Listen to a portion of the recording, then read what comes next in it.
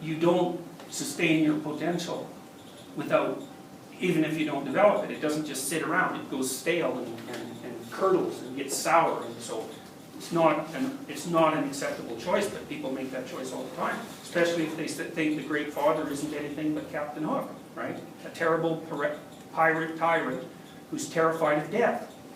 Crocodile, right? With the clock in his stomach. It's already got a piece of him, and that's the Dragon of Chaos. And he's being chased by the Dragon of Chaos. And like, if you're terrified of the Dragon of Chaos and you're in the patriarchal role, you're going to be a tyrant. And then why the hell would anyone grow up to want to be like you? One of the things I see in my clients very, very often, and this is more characteristic of the males than the females, is that many of them will not allow themselves to experience anger or aggression or to express it because they had tyrannical fathers. You know, and so one of the things they decided when they were like 4 was, I'm never going to be like that. It's like, well, that doesn't work out because, you know, you need the capacity for anger and hostility and aggression and all that. You have to have that at hand. And you don't fix it by refusing to manifest it. All that does is cripple you, because you're missing half of your emotional dynamism and a whole chunk of your power. You know, you don't have that many sources of power. You've got enthusiasm, that's a good one. Curiosity, interest, appreciation for beauty, you know. Anger is unbelievably useful. It's a tremendous reservoir of power, you know, and you don't want to suppress that. You want to harness it so it's at hand, so that people don't mess with you. Because they will, you know. People will push, especially pushy people. And if you can't, well, if you can't push back, they're going to walk all over you. They won't even notice, you know, because you'll just move. And they won't even notice that they pushed you over. So when you'll go home, you'll be all resentful and irritated and brood on it for a month, and it's like, they didn't even notice anything happened. So, you know, so the men I've seen often will refuse themselves access to anger in particular. And then with women, it's often the case that they have a harder time getting access to it because women are more agreeable than men. You know? So it's harder for women often to be, you know, it's hard for a woman, even if she's pretty damn tough, to really contend with a guy who's really tough. It's difficult because guys who are really disagreeable, especially if they're physically intimidating and super smart, man, those people are very, very difficult to deal with. You know, because they'll cut you into pieces verbally and they won't budge. And so you have to really ratchet up your preparation before you can withstand that. And you know, a lot of women here who are going to be in corporate environments and dealing with people who are tough, you know, you got to get prepared for that, and it's no joke. You know, there's some very, very, very rock hard people out there. And that's a good thing, because nothing would happen without them. But, you know, they're a force to contend with. So anyways, the Dragon of Chaos, roughly speaking, differentiates itself into these fundamental, you could say personified elements, but personified is the wrong idea because, you know, usually when you think of something as being personified, you think of it as being something, and then you act as if it's taken on personified qualities, you know, so it's like a projection. Now, I don't think that's how it works. I think that we naturally experience the world in the personified categories. And then we have to take them apart to get the world, you know, to get the differentiated world out of them. So, for example, when you're a baby, roughly speaking, the world is your mother. And then as you differentiate the world, it starts to turn into things that aren't your mother. But it isn't like you confuse the world with your mother to begin with. It's the mother is the world to begin with. And it's a perfectly reasonable way of thinking about it. I mean, you're only this big. Your mother's really big. And she's taken 3 billion years to build. So, you know, that's a force of nature to contend with. And by conceptualizing that entity as the world, you've done a pretty good job of initial modeling. Because think about this. You're actually a reflection of the world. Right? You really are, because you were shaped by the world in your evolutionary development. It's like, here's the world, here's you. You're a little reflection of the world. Because the world has made you, and so you embody it. The world is the sort of place where something like you can adjust to it. That means you're a lot like the world. And so if you start out with the assumption that the world is a lot like your mother, it's like, that's a pretty good assumption. It is pretty much like your mother. And she is a force of nature. And so it's not personification. It's first pass understanding.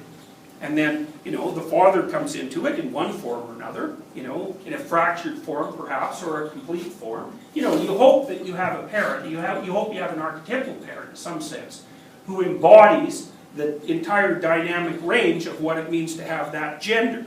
Because then they're a really good representative of the world. Also, most of the world that you're going to interact with isn't stuff, it's people. So, insofar as your mother and your father are the world, that's a really good model, because everyone you meet is going to be your mother or your father, roughly speaking. So, if they're very dynamic people, and they embody the full range of human possibility, insofar as one person can do that, then they're excellent models for what you're going to be interacting with for the rest of your life. And that is what they should be, right? Because on average, what you should do for your children is be as much like the world as you can be, because that'll prepare them for the world. So you shouldn't be too nice, because the world isn't too nice. And you shouldn't be too harsh, because then you'll just crush them. But you shouldn't be, making things easy for them. You should be making things as difficult for them as they can possibly manage. And it takes you really have to have a relationship with the child to be able to do that, because you've got to keep them in the zone of proximal development. And to do that, you have to know what they're like. And so if they can carry 5 pounds Monday, you put another ounce on Tuesday, and that way you allow. It's the anti-Oedipal approach. You encourage them to become strong and independent. Very hard on parents to do that, especially if they define their lives by their children. Because they won't want the child to leave. That's not a good thing. Because you don't end up with a child, you end up with a crippled monster. What is it that you can use to buttress yourself against the undeniable catastrophes of existence? Because it's obvious to everyone that existence is tragic in its fundamental essence, right? Because people are limited and flawed and mortal. It's that's a big problem. Now, hypothetically, that was addressed quite well by traditional religious structures. But then our ability to assume that they were reasonable ways of framing existence is being badly damaged or called into question by the rise of scientific, materialistic, and objective thinking. So the psychological, the academic psychological response to that has been in many ways that, your inframing only shields you from the tragedy of being, and that's what it is. It's a defense mechanism. And that's the terror management, guys. It's right. Fundamentally, your basic problem is that you're terrified of dying, and there's not a bloody thing that can be done about that. So you have to, put up shields of various sorts so that you're not constantly assaulted by that problem as you go through your life. And it's a variant of Freudian theory. So that's one theory. And then there's a variant theory, which is positive illusions, which is the idea that it's closely related, is that you can just delude yourself in an optimal way about the structure of being so that you can pretend that things are going to work out better for you than they probably are, and then you don't have to be worried about the fact that it's tragic because you just concentrate on your simplistic, optimistic, illusions. It's those are damn dismal theories, because they basically say that if you woke up and opened your eyes, what you see would be so terrible that you would die. Or that you would want to die, that it would drive you to suicide. You got to be careful before you tell people that sort of thing is true.